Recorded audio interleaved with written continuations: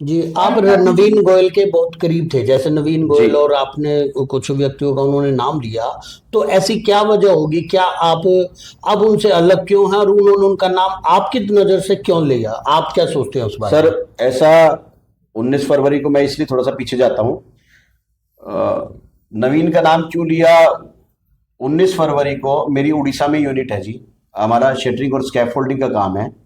और उड़ीसा के अंदर मेरी सिटी में बिल्कुल सेम इसी पैटर्न के ऊपर मेरा वहाँ ब्रांच हेड है, उसके ऊपर ऐसा ही अटैक हुआ। 4-5 जने थे, उन्होंने उसको इसी तरह से पैटर्न से मारा।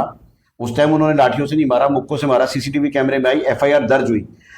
परंतु उस टाइम ये मालूम ही नहीं था कि भाई अपने साथ कोई ऐसी घटना होगी। सोचा था कि कोई बिजनेस को लेके होगी, तो अज्ञात के नाम से दर्ज करी।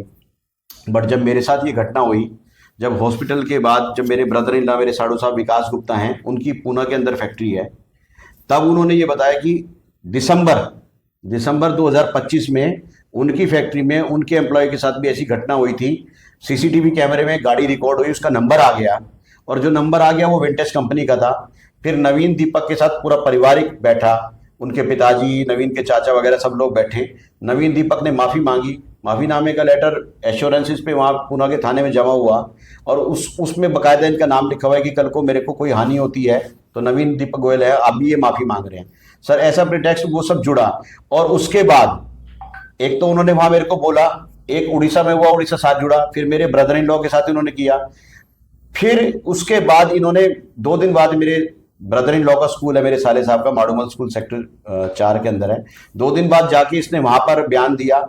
उसको बोला कि भाई मेरा तो कोई इसमें हाथ ही नहीं है, कुछ भी नहीं है, जबकि उस टाइम तक तो कोई एफआईआर भी नहीं हुई थी, कोई चीज भी नहीं हुई थी। तो उसने वहां जाके 2 ही दिन बाद, 20 तारीख की बात की है, तो 22 तारीख को उनके पास कैसे ये संदेश पहुंचा कि आपने उनका झगड़ा हुआ है, आपका किसी अब मारपीट यही हुई है? मेरे को समझ नहीं आ रहा। क्योंकि 20 तारीख को जब ये घटना शाम को हुई थी, मैं जैसे तैसे करके फोन मेरा टूट चुका था, 3-4 लोग खड़े थे, मेरे मतलब होश नहीं था। मैंने एक से कहा फोन दे दे, किसी ने फोन नहीं दिया। तो मेरे अंदर सिर्फ एक ही सील पैदा हुई कि तू किसी तरह से यहाँ से ना हॉस्पिटल पहुंच जाए। वैष्णवी हॉस्पिटल है जी, डॉक्टर अभिषेक गोयल है, हीरोडा चौक पे, वो मेरे फैमिली है, वेल नोन है। तो बस एक टारगेट ये सीधा हो गया कि तू सीधा वहां पहुंच। मैं वहां से सीधा गाड़ी को यूटर्न, सीधा के सीधा आगे जाके यूटर्न आता है, यूटर्न से सीधा पहुंच गया हॉस्पिटल। से मैंने अमित के भाई को, उनसे नंबर लेके ही फोन किया। डॉक्टर साहब को मैंने कहा कि वो मेरे को जानते हैं, तो मैंने कहा डॉक्टर साहब को बुलाओ। वहां से फिर वो मेरे को सेक्टर 40 उनका नया क्लिनिक खुला है, वहां पर ले गए। सर पे थी, सर मेरा पूरा स्क्वीज हो गया था। फिर वहां से आनंद डायग्नोस्टिक एम्बुलेंस में लेके गए, सीटी स्कैन हुआ, एक्सरे वगैरह हुए, रात को हुआ। एमएलआर के लिए वो बोले जी एमएलआर कटेगी, पुलिस को बुलाना पड़ेगा। ये कब हुई? एमएलआर तो बात की हुई है, ये मैं प्रीटेक्स्ट बता रहा हूँ। 20 तारीख को नवीन ने डॉक्टर साहब से फोन किया।